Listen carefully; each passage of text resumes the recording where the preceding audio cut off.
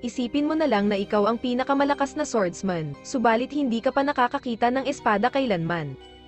Ganyan ang kwento ni Yasuri Shichika, isang batang lalaki na namuhay sa buong buhay niya sa isang liblib na isla kasama ang kanyang kapatid na si Nanami.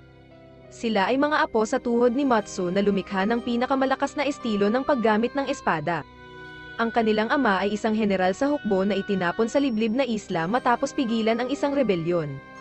Kaya ginamit ni Matsu ang kanyang oras upang sanayin si Shichika upang maging pinakamalakas na mandirigma. Hindi pa nakakita si Shichika ng espada dahil hindi gumagamit ng espada ang kanilang martial art style. Dahil ang katawan ni Shichika ang tunay na espada. Isang araw, si Shichika ay nagpunta upang kumuha ng tubig at nakasalubong niya ng isang batang babae na si Togami, isang strategist para sa shogunate. Sinabi niya sa kanya ang kanyang misyon, inanyayahan niya ito sa loob at ipinaliwanag ang kanyang layunin. Nagtanong siya tungkol kay Shikizaki, isang kilalang gumagawa ng espada na ang mga talem ay sikat sa pagkapanalo. Gumawa siya ng humigit kumulang na 1,000 na mga espada, na may 12 nangunguna sa kahalagahan. Sa mga ito, mayroong 988 ang hawak ni Shogun Q, na naiwan ang 12 pinakamalalakas. Ipinaliwanag ni Togami na ang mga nakaraang pagsubok ng pamahalaan, gamit ang pera o integridad, ay nabigo. Nangako siya na bibigyan si Yasuri ng natatanging dahilan upang tulungan siya. Habang sila ay nag-uusap, may iba pang dumating, isang ninja na si Komori, na naghahabol kay Togami. Nang makita ni Nanami si Komori na nagtatapon ng maraming kanay, agad niya itinulak pababa sina Shichika at Togami para sa kaligtasan.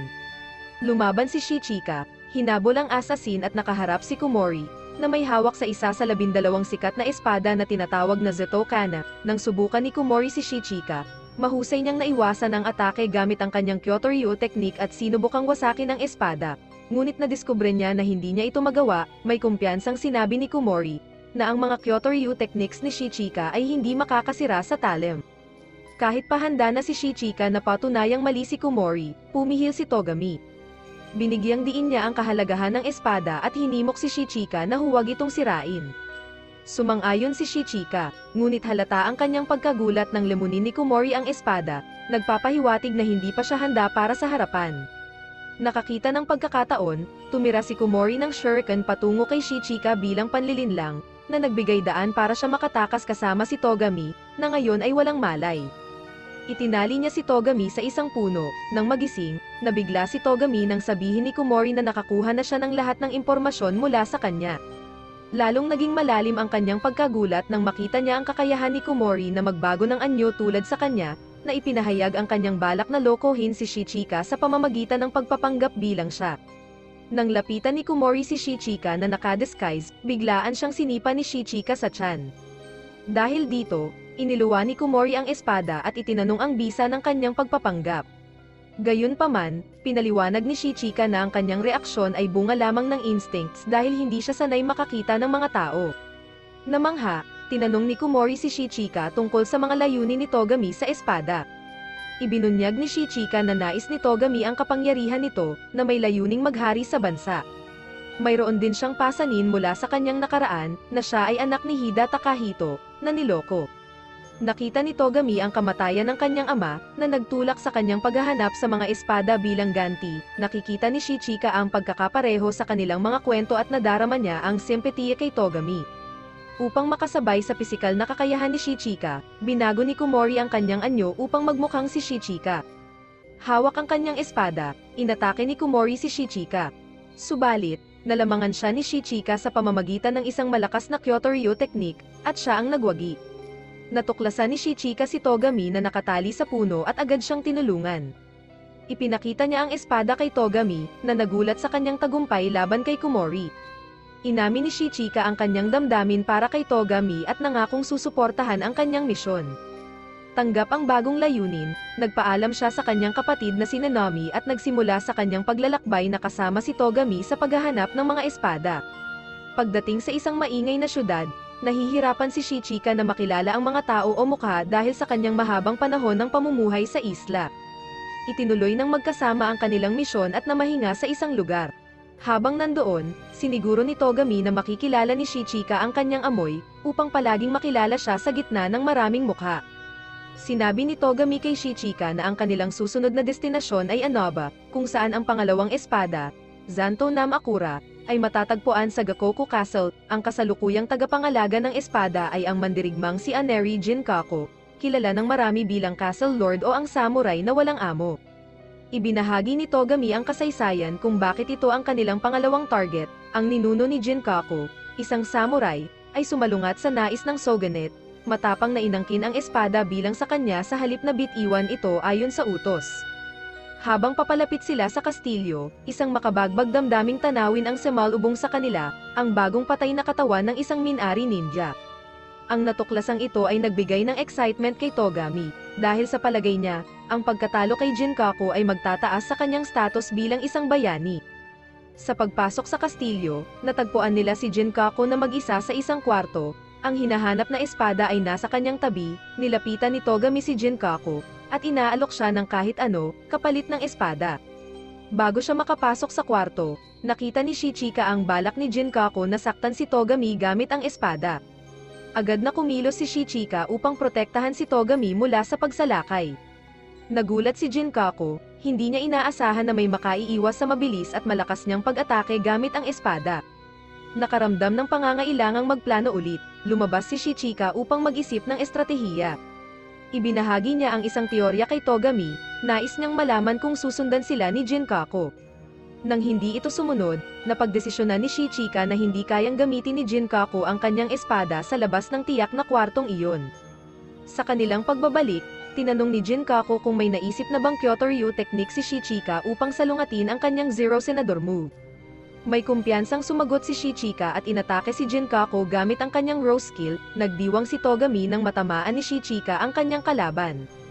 Gayunpaman, inamin ni Shichika na hindi buo ang kanyang pag-atake. Sumang-ayon si Jinkaku, kinikilala na maaari sanang naging nakamamatay ang Rose skill kung hindi pinigilan ni Shichika ang kanyang sarili.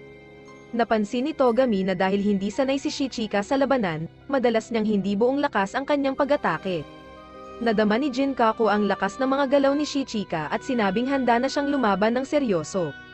Napansin ni Shichika ang handang posisyon ni Jinkaku, at instinktibong umurong ng pagtutok ni Jinkaku ng 5 mabilis na saksak sa kanya. Napansin ni Shichika ang dugo sa braso ni Jinkaku. Nilinaw ni Jinkaku na sinadya niyang sugatan ang kanyang sarili upang palakasin ang kanyang espada, na may bilis na katumbas ng liwanag. Nakita ni Shichika ang sigasig ni Jinkaku at tiyak sa kanya na gagamitin niya ang lahat ng kanyang kakayahan. Bago sila magpatuloy, humiling si Jinkaku ng pangako kay Togami. Ibabalik ba niya ang Anobe sa dating kaluwalhatian kung kusang ibibigay niya ang Zanto? Inamin ni Togami na hindi siya makakapagbigay ng ganoong pangako. Tinatanong ni Shichika ang motibo ni Jinkaku sa kanyang pakikipaglaban. Sagot ni Jinkaku, bagaman may pag-aalinlangan, na ang kanyang pangunahing layunin ay protektahan ang pinakamahalaga sa kanya, ang espada ng Zanto. Kinikilala ang damdamin ni Jinkaku, kumilos si Shichika. Bilang tugon, naglabas si Jinkaku ng 10 mabilis na paghampas ng espada. Subalit, madaling iniiwasan ni Shichika ang mga ito at lumilipad paitaas. Pinapaalala niya kay Jinkaku ang kanyang kawalan ng kakayahan na tamaan ng isang target sa ere. Ginamit ni Shichika ang kanyang Shattered Blossom na teknik, nagbibigay ng malakas na sipa mula sa itaas at pagkatapos ay kinuha ang espada.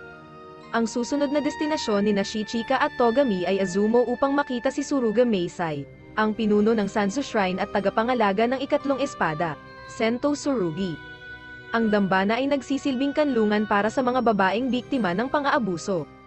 Habang sila ay nag-uusap malapit sa pader ng dambana, biglang lumapit si Meisai sa kanila. Nang tanungin ang kanyang pagkakakilanlan, ipinakilala niya ang kanyang sarili. Pareho silang nagulat ni Shichika at Togami sa kanyang kabataang hitsura. Nagdesisyon si Togami na makipag-usap kay Meisai habang tinitingnan ni Shichika ang paligid. Ipinahayag ni Togami ang kanyang hangarin na makuha ang espada sa poder ni Meisai. Hindi ito isang ordinaryong espada, mayroon itong halos 1,000 kahawig na ipinamahagi ni Meisai sa kanyang mga tagasunod. Ibinahagi ni Togami na nakuha na nila ang unang 2 espada, at sa parehong pagkakataon, kinailangan nilang talunin ang mga may-ari ng espada. Inaalok ni Meisai ang espada pero may mga kondisyon. Pagkatapos ay ibinalita ni Togami kay Shichika ang kanilang usapan. Hinamon sila ni Meisai na makilala ang orihinal sa gitna ng 1,000 peking espada. Kung magtagumpay sila at maipakita ang tunay na espada, makakaharap ni Shichika si Meisai sa laban. Ang tagumpay ay nangangahulugan na makukuha nila ang lahat ng mga espada, ngunit ang pagkatalo ay nangangahulugan na kailangan nilang ibigay ang 2 espada na nasa kanila na. Hindi ito nagustuhan ni Shichika, desidido. Nagsimula si Togami kinabukasan na matukoy ang pangunahing espada sa gitna ng mga peke. Nalaman ni Meisai mula sa mga babaeng nasa dambana na sinabi ni Shichika na ang kanilang mga espada ay hindi tunay na Shikizaki sword, na nagpagising sa kanyang interes na makipag-usap sa kanya. Nilapitan siya ni Meisai, na may tiyagang naghihintay sa labas para kay Togami. Iminungkahi ni Meisai na sila ay magkakilala habang naghihintay. Dahil dito, tinanong ni Shichika ang kalikasan ng dambana at ang dahilan kung bakit lumalayo sa kanya ang mga babae doon. Ipinaliwanag ni Meisai na ang dambana ay nagsisilbing kanlungan para sa mga babaeng biktima ng pang-aabuso sa kamay ng mga kalalakihan, na nagdulot sa kanila ng malalim na trauma. Ang mga Shikizaki blades na suot nila ay makahulugan at therapeutic, na tumutulong sa kanilang paghilom mentally. Para sa mga babaeng ito, ang Tsurugi sword ay sumisimbolo sa tahanan, na ginagawang hindi maaring mawala kay Meisai. Nagbago ang kanilang usapan nang banggitin ni Shichika na tinitingnan niya ang kanyang sarili bilang espada ni Togami. Pinag-usapan nila ang kani-kanilang bilang ng mga pinatay. Bagamat sa simula ay sinabi ni Shichika na mayroon siyang napatay na 2 tao, naalala ni Meisai na mayroon siyang napatay na 43, na kung saan siya ay nakakuha ng reputasyon bilang isang walang-awang killer. Itinama ni Shichika ang kanyang sarili, na inamin niya na mayroon siyang napatay na 3 tao, kasama na ang kanyang sariling ama noong nakaraang taon. Subalit, ang kanilang usapan ay biglang naputol nang madama nila ang presensya ni Kuwazame mula sa Bako, isang ninja mula sa grupo ng Minawa, na naghahanap sa espada ni Meisai. Mayabang niyang ipinahayag ang kanyang balak na patayin sila. Bagamat handa si Shichika na harapin si Kuwazame, hiningi ni Meisai na siya ang humarap sa laban. Sa mabilis na paghampas ng kanyang espada, tinalo niya si Kuwazame, ipinabatid ni Shichika kay Togami ang kanyang pagkikipagkita kay Meisai at inaalok siyang samahan siya kinabukasan.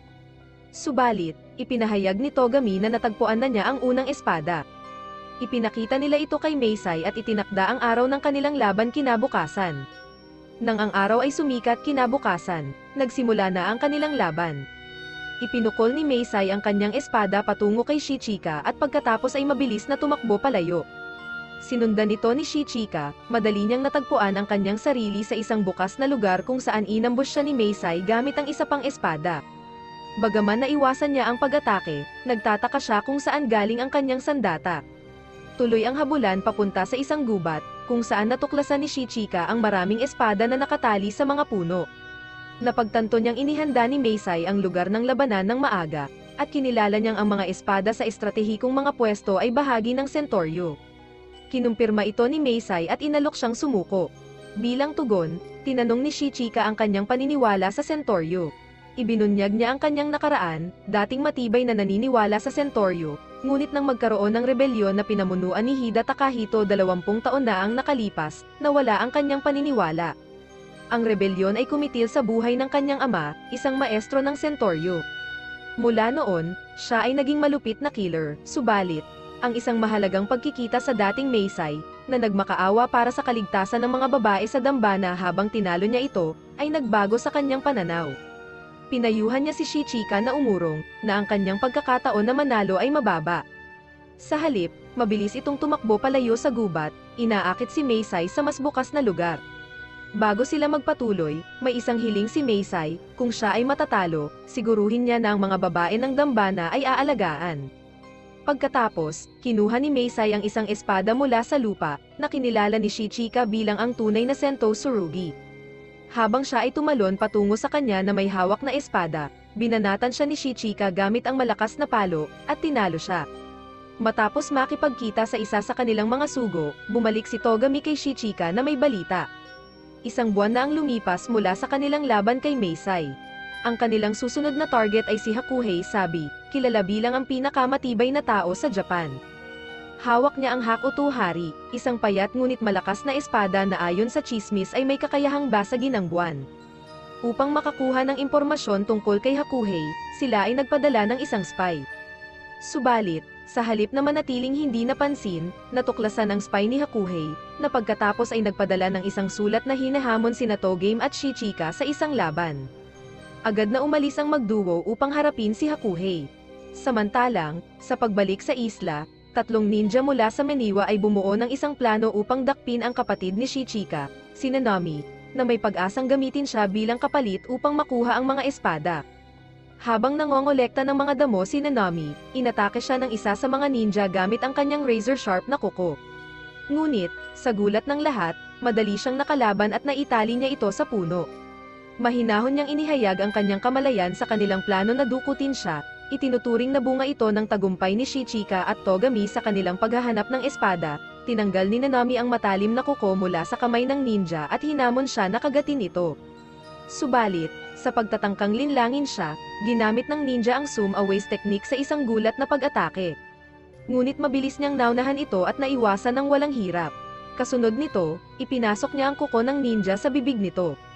Sa sandaling ito, naalala niya ang isang alaala kung saan pinili ng kanyang ama si Shichika bilang tagapagmana ng pamilya. Sinabi sa kanya ng kanyang ama na hindi siya maaaring maging leader dahil sobra siyang talentado, higit pa sa kaya niyang ituro. Hindi nagtagal, lumitaw ang pangalawang ninja, nang matuklasan ang kanyang kasamahang sugatan, galit itong sumugod kay Nanami gamit ang mabilis na talon na teknikong tinatawag niyang ninpo.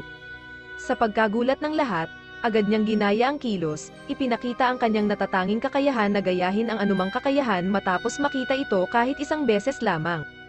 Pagkatapos ay tinalo niya ito gamit ang zoom aways technique na natutunan mula sa unang ninja. Lumitaw ang ikatlong ninja, naghahanap ng paghihiganti para sa kanyang mga kasama.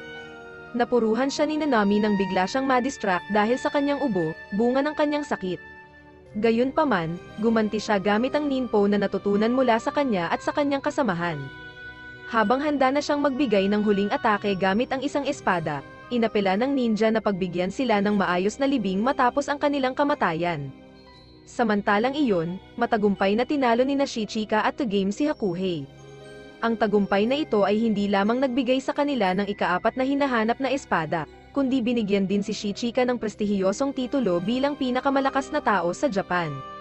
Matapos ang kanilang tagumpay, sinabi ni Togami kay Shichika na ang kanilang susunod na paglalakbay ay magdadala sa kanila sa Satsuma, kung saan plano nilang harapin si Captain Azakura Kanara at kunin ang kanyang espada. Sa kanilang pagdating sa lokasyon ng mga pirata, pinagmamasdan ni Shichika at Togami ang laban sa pagitan ni Azakura Kanara, ang kapitan ng Yoroi Pirate Crew, at ng isa pang hamon. Sa kalagitnaan ng away, nabasag ang isang espada. Hindi pamilyar si Shichika sa pirata at sa kanyang gamit, kaya't inakala niyang ang sirang sandata ay kay Azakura. Ngunit itinama siya ni Togami, ipinaliwanag na ang nakita niya ay hindi lamang isang espada kundi ang Zokoto, isang armor para sa proteksyon. Habang nagpaplano para sa kanilang susunod na hakbang, sinabi ni Togami na mahirap labanan ang armor. Iminungkahi niya na ang pinakamabuting paraan ay ibabad si Azakura sa tubig, upang mawalan ng bisa ang armor, o itulak siya sa ere. Ang kanilang pagpaplano ay naudlot nang bisitahin sila ni Azakura. Tinangkang paikutin ni Togami ang kanilang tunay na intensyon sa pamamagitan ng pag-arte na sila ay mga casual na biyahero, ngunit nabisto ito ni Azakura. Inihayag na alam niya ang kanilang tunay na pagkakakilanlan at misyon. Inialok ni Azakura ang isang kasunduan, kung sila ay makikipaglaban sa kanya at mananalo, hindi lamang niya ibibigay ang Zokoto, kundi magbibigay din siya sa kanila ng passage sa isang barko patungong Awari, ngunit may kondisyon, kung sila ay matalo, ang gantimpala ni Azakura ay si Togami. Pagkatapos umalis ni Azakura, itinuloy ng dalawa ang kanilang pagpaplano. Nawala ang kanilang pansin nang sila ay makatanggap ng liham mula kay Meniwa Hao, ang pinuno ng Meniwa Group. Nagdesisyon silang sundan ang bagong lead at hanapin siya. Lumapit si Meniwa Hao kay Shichika at Togami. Ipinaabot ang kanyang galit sa pagkamatay ng 6 sa kanyang mga kasamahan. Sa hangaring maiwasan ang karagdagang alitan, nag-alok siya ng kasunduan, gusto niya ang 2 sa 12 espada, at ang kapalit, dapat payagan ni Togami ang Meniwa Group na panatilihin ito. Pumayag sa ceasefire si Togami at binigyan siya ng mahahalagang impormasyon ni Meniwa. Ibinigay nito ang mga lokasyon ng ilang espada at binalaan siya patungkol kay Princess Haitei ng Awari, na tila may mga estratehikong hakbang din. Lumipat ang eksena sa laban kung saan hinaharap ni Shichika si Azakura. Agad ginamit ni Shichika ang kanyang Kyoto-ryu technique upang malupig si Azakura. Subalit, hindi masyadong naapektuhan si Azakura dahil sa matibay na Yoroi armor. Hindi natitinag, buong lakas na lumaban si Azakura, pinipilit si Shichika na umilag sa kanyang mga atake. Naghahanap ng kasagutan, tinanong ni Shichika kung bakit hindi gumagana ang kanyang mga teknik, at ipinagmalaki ni Azakura ang kanyang di matitibag na Yoroi armor. Kahit anong pilit ni Shichika gamit ang kanyang Kyoto-ryu style, hindi pa rin napipinsala si Azakura. Sa puntong mukhang sasuko na si Shichika, mahigpit na sinaway siya ni Togami, hindi kaya't siyang ipagpatuloy ang laban. Sa utos ni Togami, muling lumaban si Shichika at sa oras na iyon, matagumpay niyang hinarang si Azakura, itinaas ito at binagsak sa lupa. Bagamat nanalo si Shichika, buhay pa rin si Azakura pagkatapos ng kanilang laban.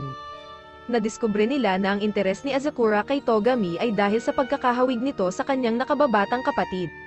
Pinasalamatan nila ang inialok na barko bilang bahagi ng kanilang kasunduan, ngunit hindi nila alam na may huling hakbang si Azakura para sa kanila. Inutusan niya ng lihim ang tauhan ng barko na dalhin sila sa malamig na rehiyon ng Ezo. Napunta ng hindi inaasahan sina Shichika at Togami sa yelo malapit sa Mount Odori sa rehiyon ng Ezo. Sa parehong oras, natutunan ni Kayukan, isang pinuno ng Maniwa Group at galit sa pagkamatay ng kanyang mga kasamahan, na papunta sina Shichika at Togame sa Mount Odori upang hanapin ang Soto Kanezuchi sword, na binabantayan ng Aitezora clan. Habang naglalakad, biglang nawala ng malay si Shichika dahil sa matinding lamig. Mula sa kung saan, may lumitaw na masayahing batang babae na ang pangalan ay Koneyuki Aitezora at, ipinapakita ang kanyang malakas na lakas, hinigit silang dalawa sa kanyang tahanan para sa kanlungan. Sa ibang lugar, ang pinuno ng Maniwa Group ay nakaset na makakuha ng ilang mga espada bago pa makarating si Togami. Sa loob ng bahay, ipinakilala ni Koneyuki ang kanyang sarili.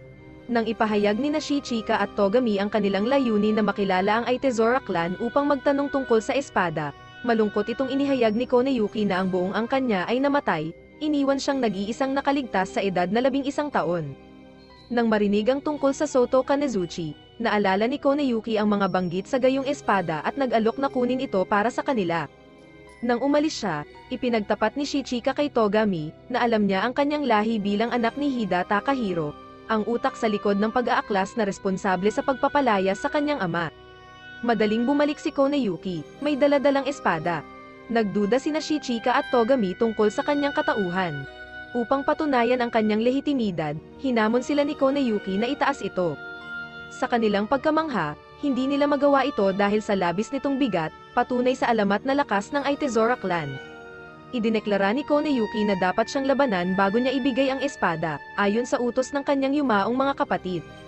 Inumpisahan niya ang isang laban kay Shichika, gamit ang espada para pabagsakin ang lupa, na naglikha ng malaking bakas sa nave. Naharap si Shichika sa isang problema, hindi niya siya masaktan dahil kailangan nila ang kanyang lakas upang dalhin ang espada. Sa kanilang laban, ang unang suntok ni Shichika ay sumablay, subalit mabilis niyang sinubukan ulit, at tumama kay Koneyuki. Sa kabiglaan, siya ay lumabas na walang sugat, ikinagulat ni Shichika at Togami.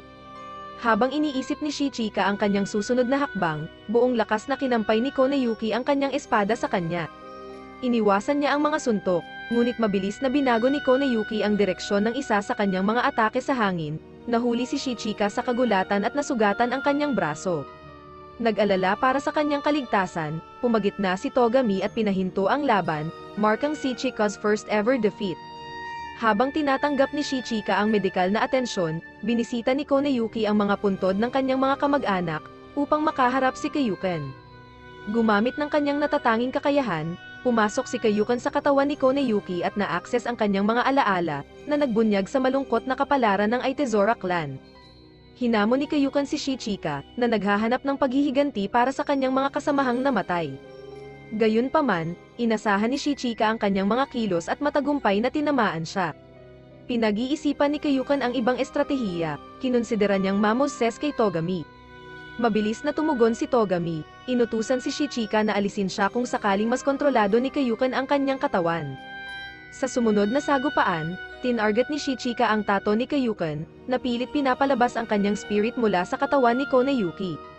Ipinahayag ni Togami ang kanyang ginhawa sa lumalagong pagmamalasakit ni Shichika, na napansin kung paano niya inaalagaan ang walang malay na si Koneyuki. Inilagay siya sa isang kuweba upang maprotektahan mula sa lamig. Hindi nagtagal pagkatapos, dumating ang iba pang mga lider ng Maniwa Corps. Ipinahayag nila ang kanilang pagsisisi sa mga ginawa ni Kaiyuken.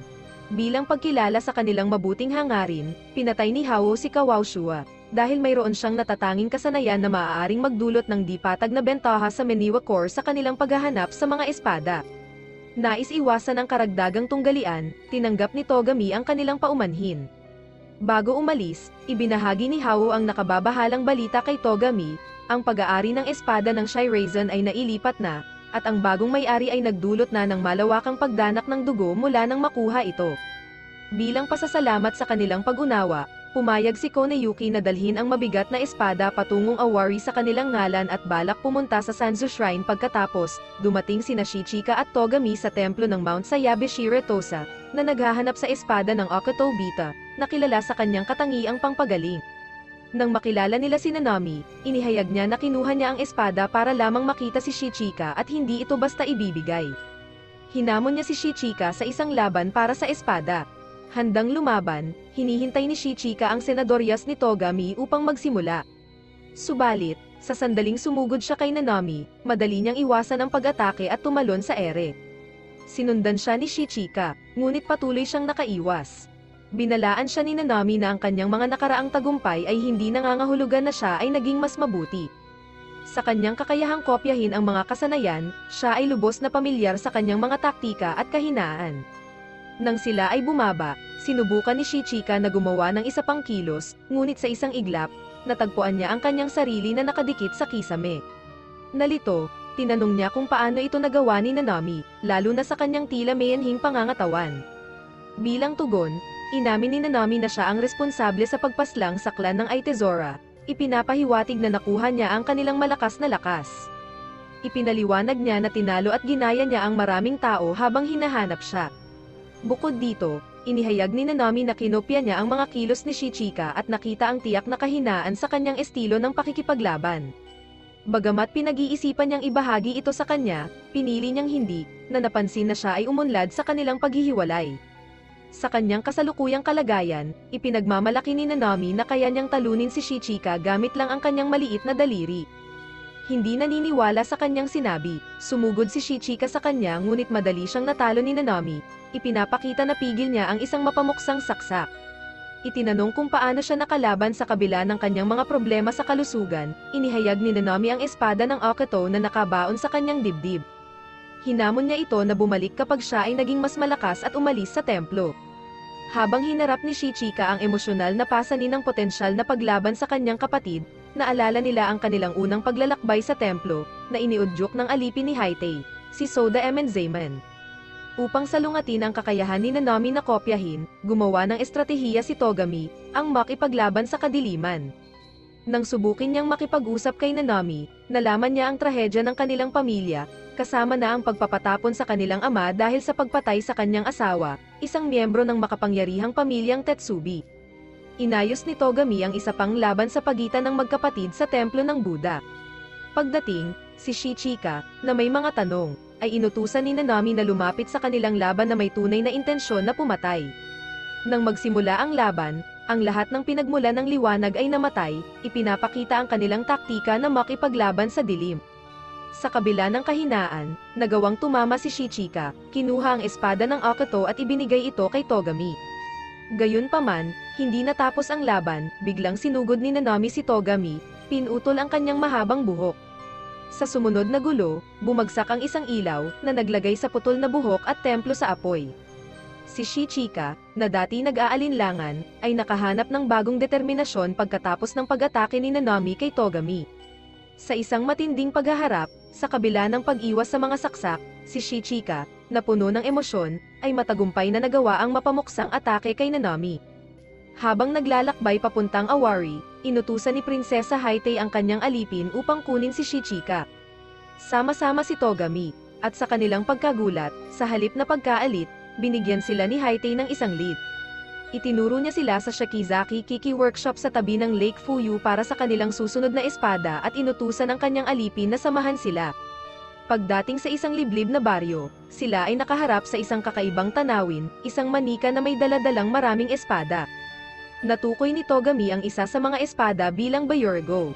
Habang pinagmamasdan ang manika mula sa malayo, napansin nila na ito ay parang nagbabantay ng isang bagay. Hinulaan ni Togami na kailangan nilang talunin ang manika upang makapasok sa workshop ng Shikizaki.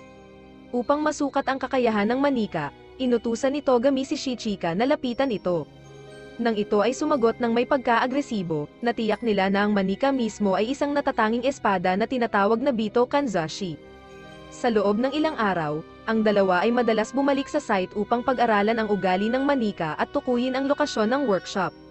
Sa isa sa kanilang mga estratehiya, iminungkahi ni Togami ang paghukay ng isang patibong sa landas ng manika. Subalit, sa halip na mabiktima ang matalinong manika at matrap sa kanilang patibong, ito ay nagpasyang magpaaraw. Pabalik sa kanilang tuluyan, ipinahayag ni Shichika ang kanyang kumpiyansa na malagpasan ang manika nang hindi ito nasasaktan, dahil ito rin ang espada na kanilang hinahanap. Tiniyak ni Togami kay Shichika na gagawa siya ng taktika upang maloko ang manika. Sa kanyang plano, kinaharap ni Shichika ang manika sa laban, sinadyang iwasan ang dibdib at ulo nito. Bagamat siya ay nananakit, ang manika ay patuloy na ipinagtanggol ang sarili.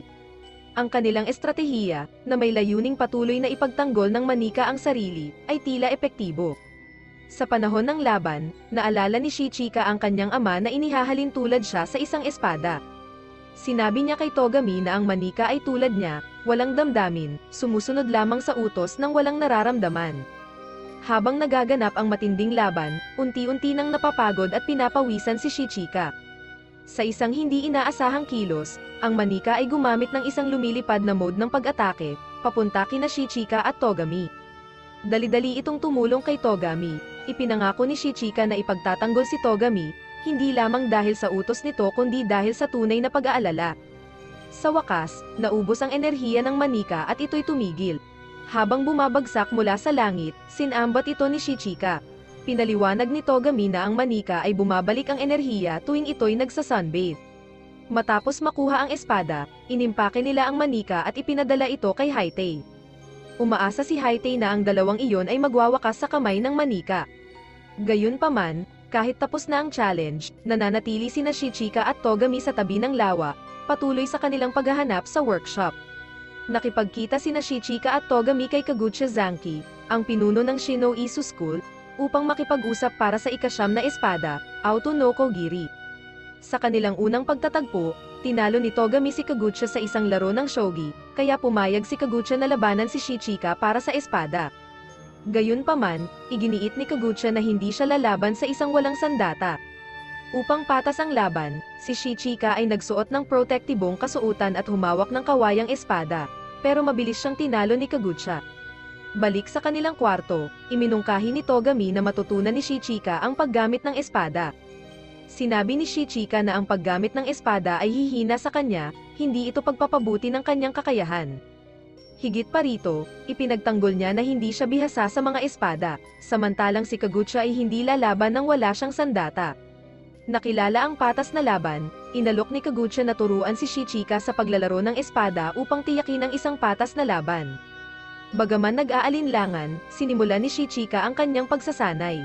Samantalang, ang natitirang pinuno ng Meniwa Corps, si Ho Meniwa, ay natuklasan ang isa pang espada, ang Dokuto Meki.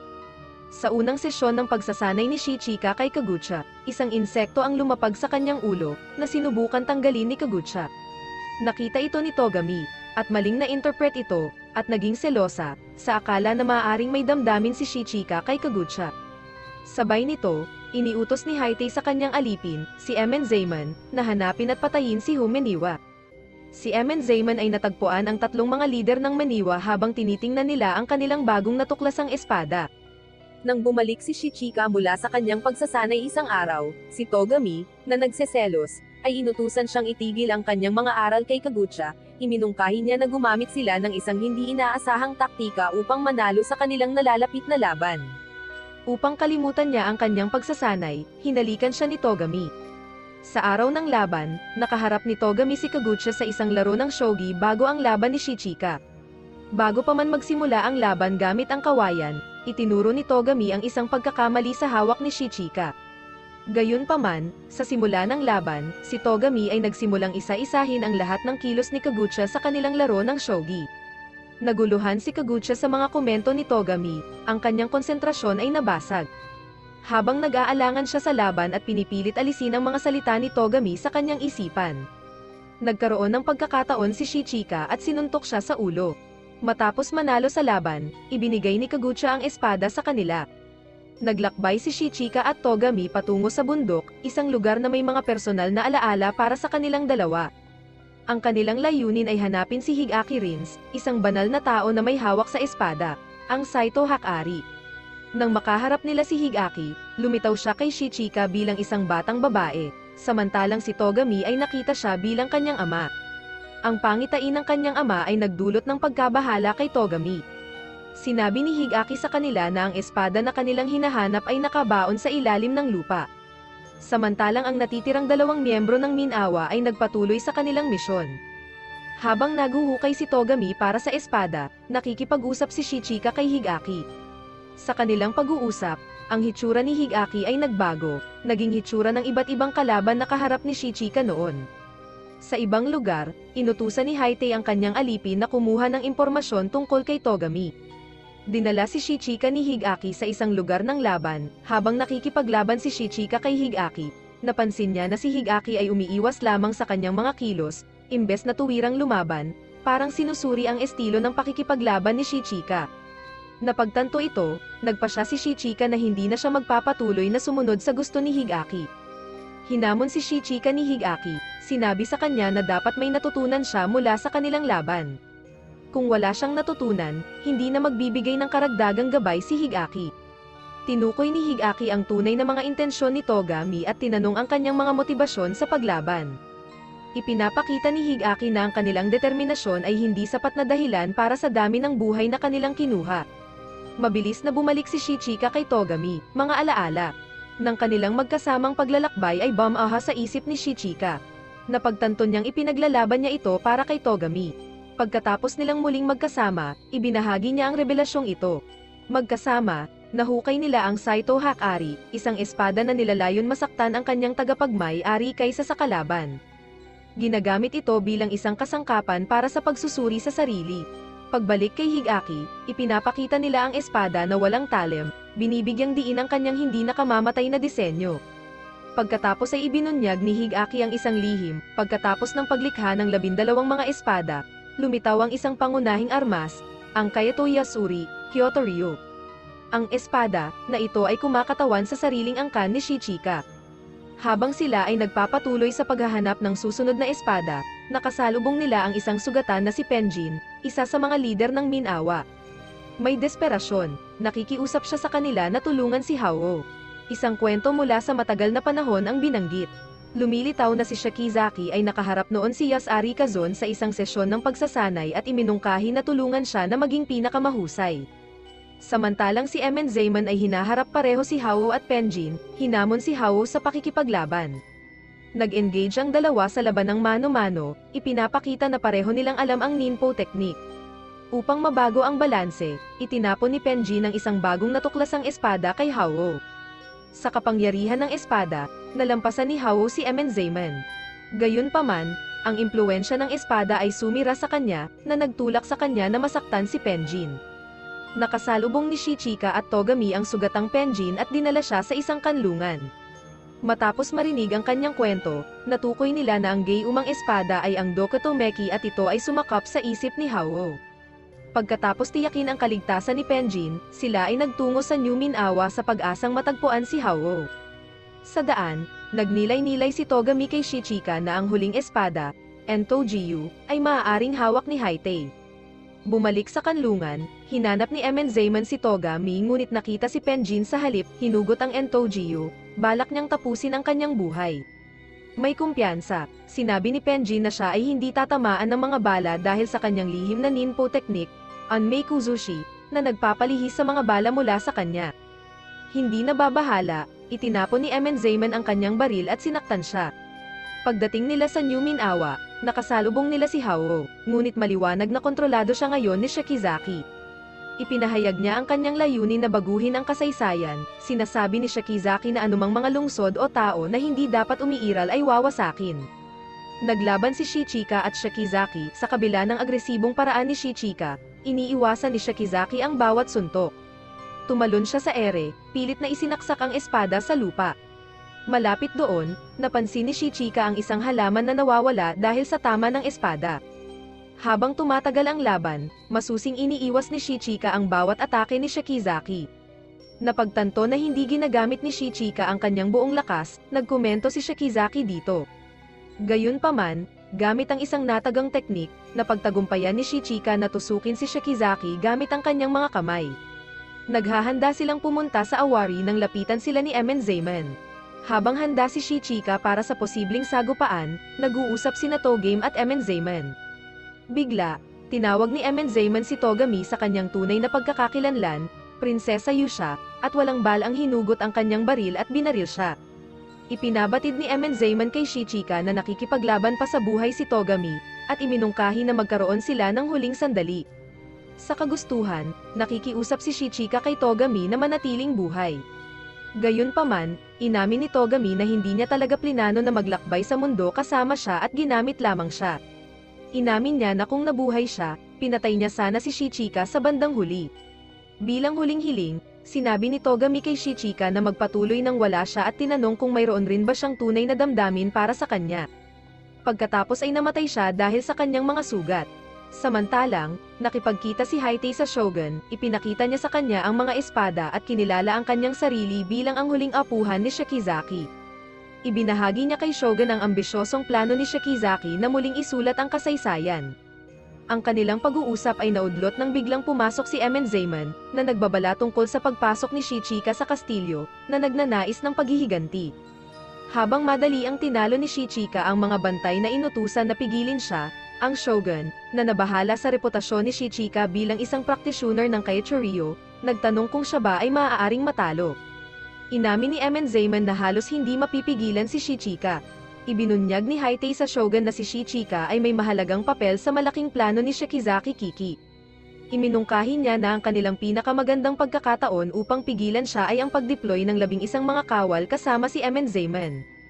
Ipinadala ng hari ang kanyang mga kawal, bawat isa ay may hawak sa isa sa 12 espada ni Shikizaki. Ang unang kawal ay lumakad pasulong na may hawak sa Zetokana, isang espada na sinabing hindi maaaring mabasag. Gayunpaman, pinutol ito ni Shichika. Ang pangalawang tagapaglingkod ay ipinakita ang Zanto Namakura, ang parehong espada na ginamit dati ni Jinkaku. Sinalag ni Shichika ito at nasira. Ang pangatlong tagapaglingkod ay hinamon siya gamit ang Sento Tsurugi ni Meisai, na maaaring lumikha ng 1,000 kopya. Sinira ni Shichika ang lahat ng mga ito. Ang pang-apat na tagapaglingkod ay nagnais makuha ang titulo bilang pinakamalakas gamit ang espada ni Sabi, ngunit nasira ni Shichika ang Hakuto Hari. Ang panglimang tagapaglingkod ay hinamon siya gamit ang Zakoto Yoroi, isang espada na may depensibong armor. Inangat ni Shichika ang tagapaglingkod, bumigay ng malakas na suntok, na nagpabagsak sa tagapaglingkod sa ere. Sunod, lumapit ang isang tagapaglingkod na may hawak na mabigat na espada ni Aitezora, gamit ang isang espesyal na ninpo technique para itaas ito.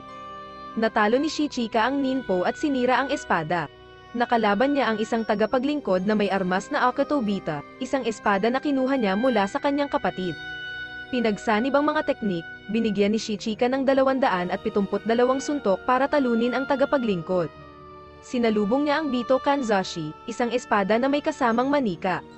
Nakakita ng kahinaan, madali siyang namayagpag laban sa kanila. Lumapit siya upang hamenin ang tagapaglingkod na may hawak na Auto no Kogiri. Sunod ang walang talim na espada na kanilang nakuha mula sa banal na tao, ang Saito Hakari.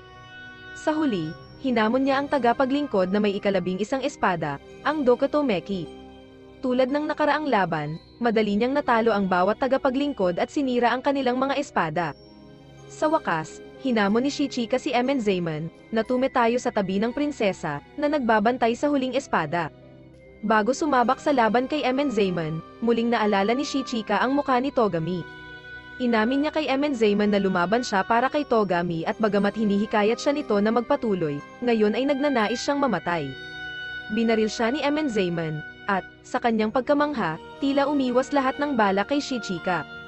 Gayunpaman, nilinaw ni Shichika na hindi niya iyon iniwasan. Matinding nagbanggaan ang dalawa, gamit ang lahat ng teknik sa laban na kanyang natutunan, nananalo si Shichika at tinalo si Emenzaiman. Lumapit siya kay Haitei at sa Shogun, naka-focus si Shichika sa Shogun, na nagutos sa misyon ni Togami, at pinatay ito, ngunit ang plano ni Haitei na patalsikin ang shogunate at baguhin ang takbo ng hinaharap ay hindi nagtagumpay, dahil may iba pang shogun na umupo sa trono. Ang kwento ay natapos kay Shichika na naglalakbay sa buong Japan, kasama si Haitei.